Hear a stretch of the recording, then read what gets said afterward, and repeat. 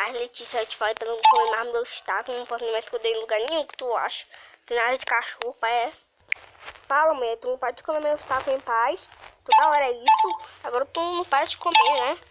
Põe, meu bem, apanha pra tu ver, viu? Tu não quer apanhar? Tu só sabe comer meus tacos agora, rapaz. Letícia. Quando eu mando tu fazer uma coisa e não é pra tu fazer, não faço.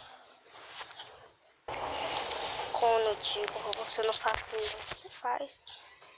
Letícia, tu se lembra, mulher? Agora é tua vez de apanhar. Agora toma. Perdoa. Por favor.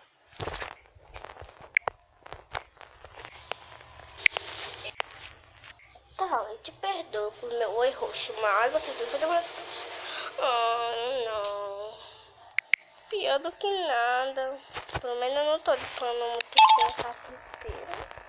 Tá sendo escrava de outras pessoas. Não foi esse que, o rosto que eu pedi. Mas não foi esse rosto que eu pedi.